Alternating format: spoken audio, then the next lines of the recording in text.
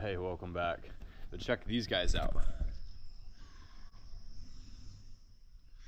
We have almost 60 cacao starts right now, and we have a lot of other plants on the way. So we are starting to grow a lot of food right now.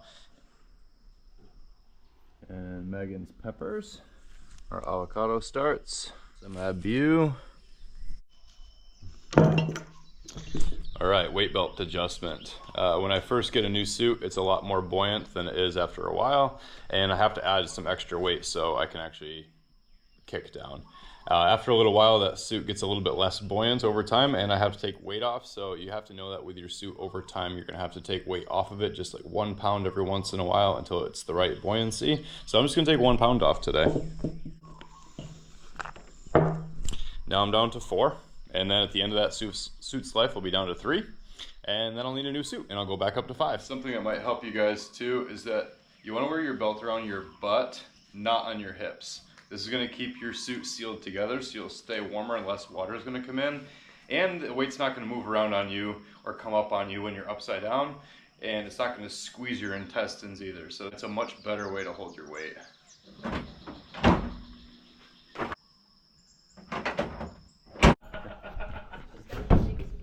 You got zoomies? You got Uncle Jake zoomies? Oh my goodness. Jake and I have been deliberating all morning where we're gonna go because it's pretty blown out everywhere. So I was gonna drive up to Jake's, but we decided he's gonna come here. And we're gonna go for a mission somewhere around here, we think. We'll see what we get into. All right, we're getting close. We can't really tell if it's gonna be doable yet, but we're both feeling a little bit sinusy. If you guys know, the volcano is going off right now. And this is one of the most impressive things I've ever seen in person. And it is very foggy out here right now, so we'll see how our sinuses do today. No promises. We might just jump in and get right back out, but we're here. So that was a really gnarly entrance. I almost broke my toe on the way in, and Jake has a migraine. But we're committed. Let's do it. And as usual, we have a really long swim out to our hunting spot. And on the way, we run into this akule ball, and I just had to take a dive through it. It's just always super cool to dive through this much biomass, whether I'm hunting or not. I'm just gonna see if something pops through that wall of fish there.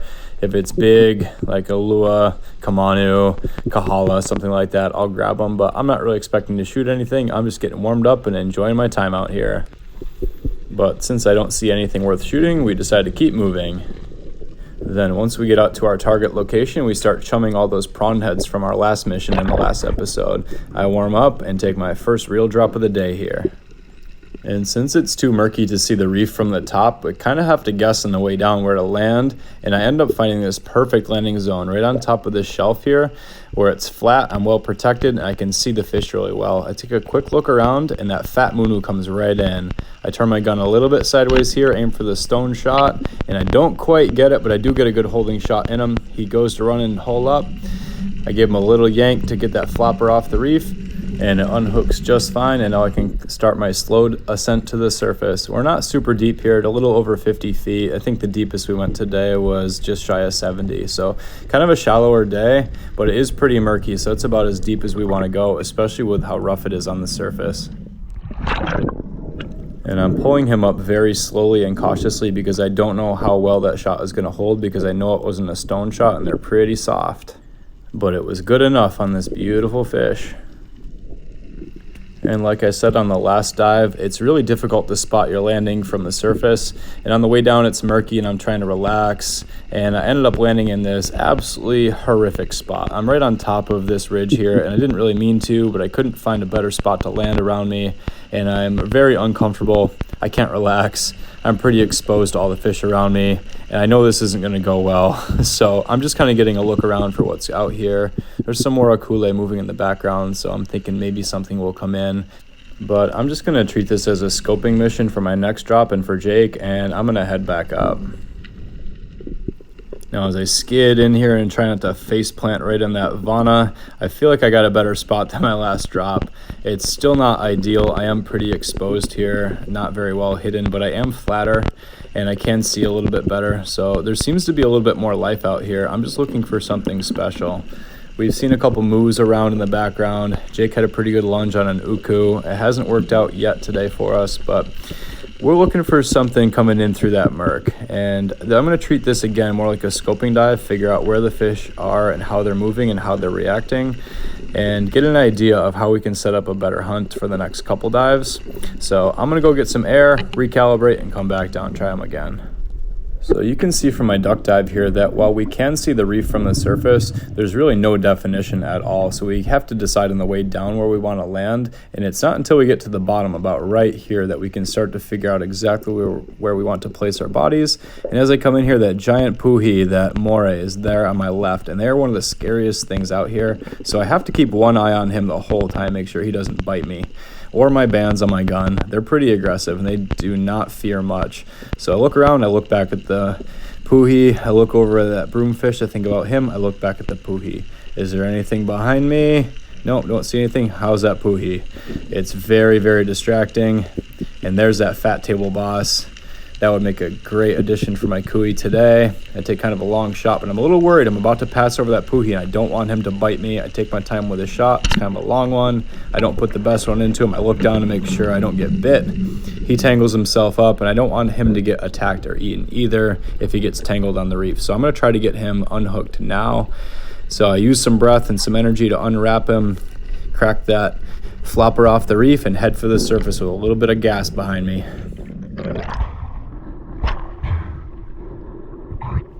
This might give you a little bit of an idea how windy and choppy it was out here today. Look at that shot, right in the guts, wasted no meat, perfect. I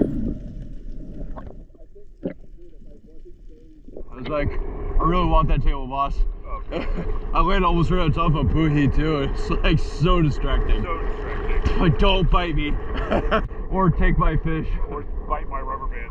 Oh, dude, yeah. I didn't see you connect with the fish, but I saw your spear hang a left. Yeah. I was like, spears don't do that unless there's fish up there. Yeah, he wrapped himself up. Puhi's gonna eat him. Are you feeling any better? No? Alright. I'm not getting worse though. Like, If I get one more fish, dude, I'll be stoked. Yeah, I want to get a fish, but... Yeah. And sure enough, on Jake's next dive, he did just what he said. He got one fish. Woo! I technically caught a fish today. Yeah, it is choppy out here today. Now, between these conditions, Jake's migraine and my really busted toe, we're kind of getting a little bit over it. So we're starting to head back a little bit. We changed locations and we're still at the same depth, but we're starting to make our way back because we're really not feeling that great. And this spot is a little bit less fishy than where we were before. We had high hopes. We thought maybe changing the locations would help and some chumming, but clearly there's way less fish out here and it's a little bit disappointing. That's okay. We're going to pack up, move locations again, and start heading back. Now in this spot, Jake came up and said that he started to see a little bit more fish. There were some really fat moo that were starting to come in the background, and that if I found the right spot, I might be able to get them to come in. Those big old broomtails are coming in on us too. They're very curious all day, but that's not really what we're after, but they're always super cool to see. Now there's that moo in the background. I give him a little bit of the squid hand. I put my head down and I grab my flashy spoon to see if he wants to come in on that. Sometimes this trick works, so I'm gonna wiggle it around a little bit and see if that gets their attention. I'm gonna hold out for a little bit longer, but I'm pretty uncomfortable and I'm a little bit deeper right now, so I have to make a decision. Do I wait him out or do I chase him down? And I decide to go for the lunge. Sometimes if you kick just right and you're fast enough and smooth enough, you can get them, but this time it does not work. So now heading down, I landed a little bit upside down, which is a pretty uncomfortable angle. My head is below my hips, not always the best position to land in. So I don't have a lot of time down here. Pretty uncomfortable. I look behind me to see if anything came in.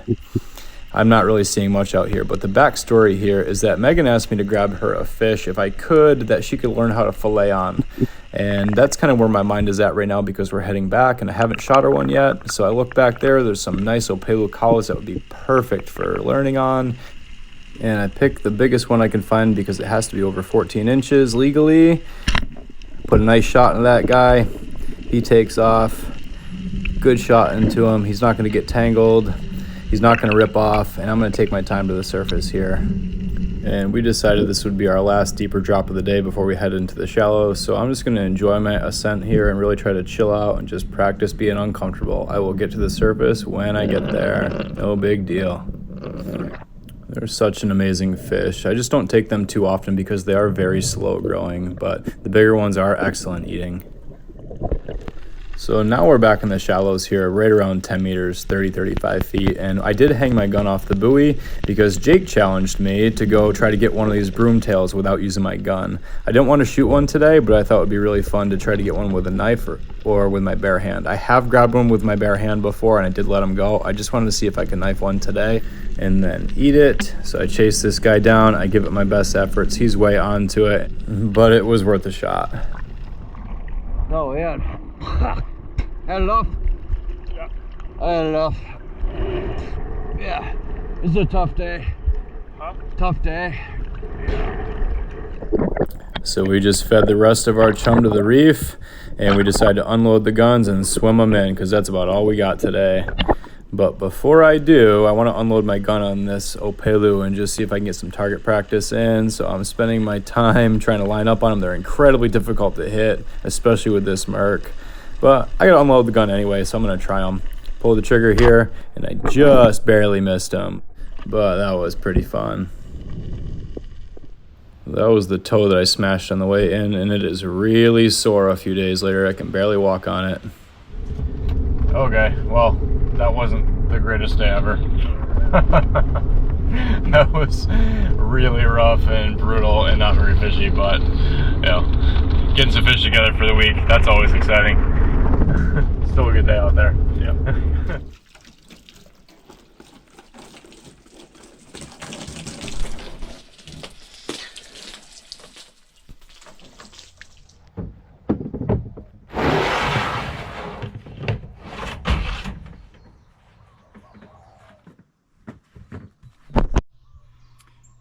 All right, so there's that Upelakawa. And this is gonna be Megan's first fish she ever filleted, so I'm gonna show her how to do it, but I'm gonna have her do all the work. Ready? Yeah. All right. So I always like to start with the back facing me. Okay. And then right behind the pec fin, you're gonna make a slice about 45 degrees this way behind the skull. The skull's about right there. Like that? Yep, and then just slice, yeah, don't push too hard because it's a really sharp knife. Yeah. And you just want to very gently slice, make sure you get all the way up to the top of the fish. Just like that, good. Okay. And then you take the tip of the blade and stick it in there. Okay. And you're just gonna follow, like, just carve out the skin. Don't go in very far, maybe a ½ centimeter max. You're just gonna like carve the skin out and keep the blade down against the frame of the fish. Yep, just like that, perfect. I can feel it, yeah, that's... Yep, and then once you get to here, go like another ½ inch right there. Then you're gonna push the knife, use the frame to stay underneath the meat, go all the way through the backside, and then follow the bottom spine down and just cut right through the back. So push the knife all the way through at the bottom. Yep, and then just cut through the back. Just like that. Yep, good. Now you're gonna peel this back a little bit, and you're just gonna use the frame to guide the knife all the way down to the rib bones in the center. Okay. Yeah, you're getting it. I'll keep the mosquitoes off you. See how it stops in the pin bones? Okay, cool. So now, I like to go from the back forward, front, but it doesn't really matter what you do. You're just gonna drag the knife across the top of the spine, and that's where all the pin bones are. It's like, okay. That's why you want to use a heavy, sharp knife for this. Knife flat on the spine, and it'll cut straight towards the front. Yep, there you go. Just make sure you don't cut towards yourself. It's good. Now, you take your knife along the back, so you're still gonna have to hold this open. Okay. This is how I do it. You might find your own way to do this too. I put my knife down the back because they want to get underneath, so you don't lose all that meat. Yeah. And then you're gonna follow the frame down to the back side of the skin. You're gonna cut all that out. The only thing is there are rib bones right here, so a lot of people will actually cut this way, and they don't even deal with this. I do. I like to keep this little piece, so it's up to you what you want to do. Okay. But you just basically want to get the blade underneath this and cut the bottom loin out. Gotcha. Yeah. And this is why I like to gut my fish first. Because if you don't, you can pierce the belly cavity and then your meat tastes like poop. Yucky. Pretty that tail is, huh?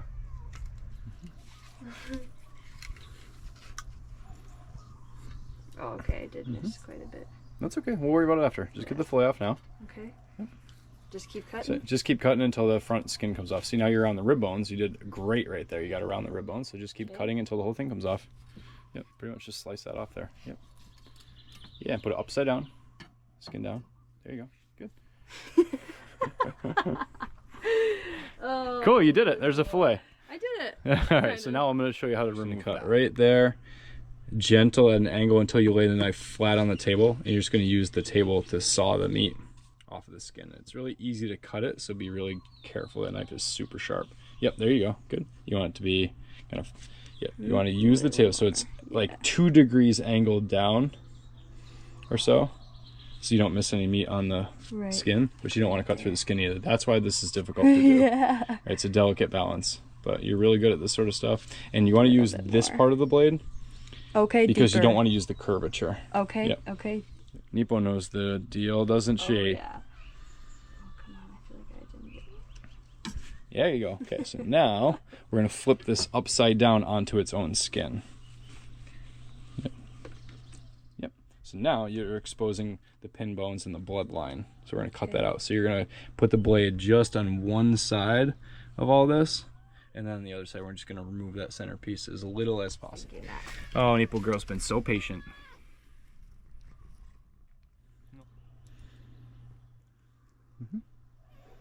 Yep. All the way down. Cut it right out of there. Yep.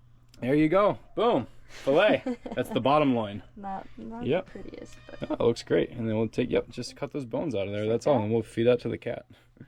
Yep, straight down. Yeah, see? She knows. Yeah. Okay, you can cut that red part out.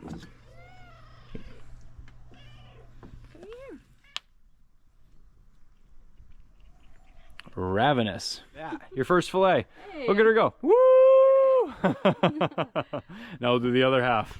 The next All one's right. pretty. The next one's going to be even pretty. Yeah. Good job. Yeah. Side 2 is way faster, way cleaner. Look at that. Yeah. Do better. That was great. Yay.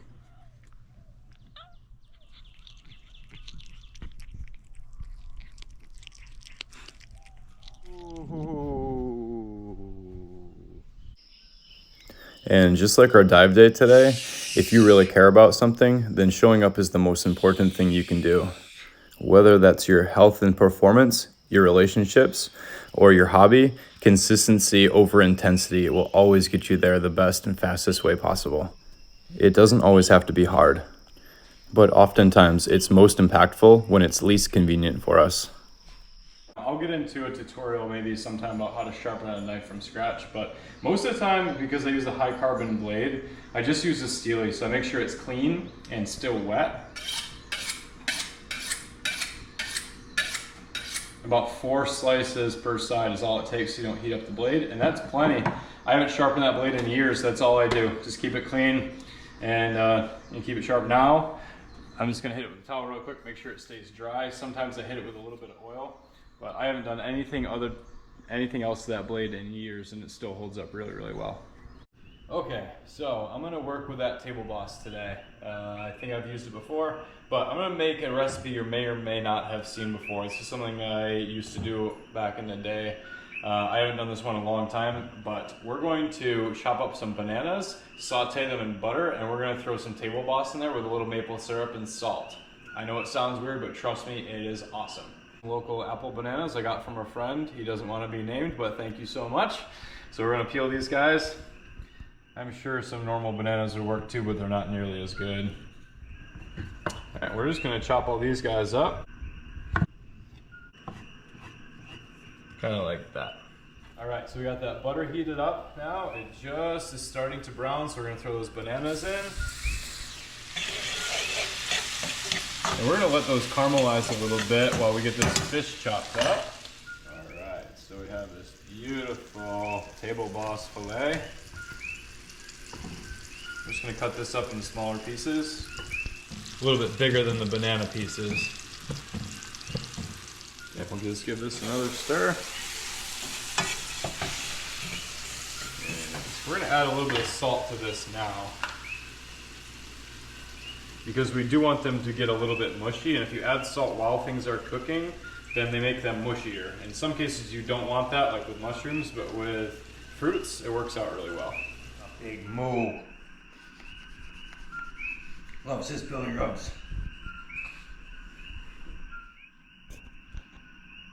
All right, so now that those are cooked down a little bit, they're getting pretty soft. We'll throw the fish in there. Mix that all together. We're gonna throw a little bit more of this chili lime sea salt that my mom and Aunt Karen gave me. Thank you guys so much. This stuff is awesome. And we'll let that cook together for just a couple minutes. Okay, so the fish is about halfway cooked. So that's a really good time for us to add in some maple syrup, real maple syrup. You can use brown sugar too, but maple works a lot better. Let that all cook together just until the fish is done cooking. Add a little touch of cinnamon right now. Stick with me, trust me on this. All right, that should be plenty. It doesn't take very long. A couple minutes, and we're just gonna pour all this into a bowl and let it cool down.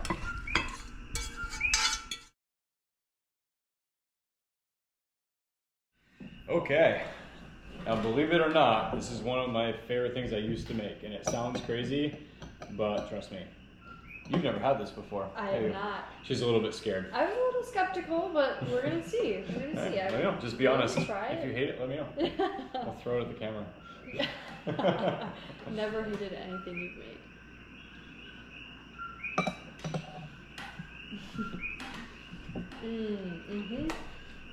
Right? It's like the fish is naturally really sweet, and you don't realize it until you add something sweet to it, like banana. And of course, it's a little bit cheating to add maple syrup and butter and salt to it, but it works, right? It does, no, right? I mean, you really can't go wrong. That was a male one that I shot today. I like them better than the females. I think they're bigger. They taste a little bit better to me. Maybe it's in my head. I don't know. You can't go wrong. It's super quick. That took us, what, like less than 10 minutes probably? It's really easy. That's all we got today. It was a super brutal day out there. I'm just happy to be home and comfortable. Again, that was a wild ride. Jake is home nursing his migraine. Thanks, Jake. Champion out there today. Appreciate you, brother. Thank you guys so much. I'll catch you next time.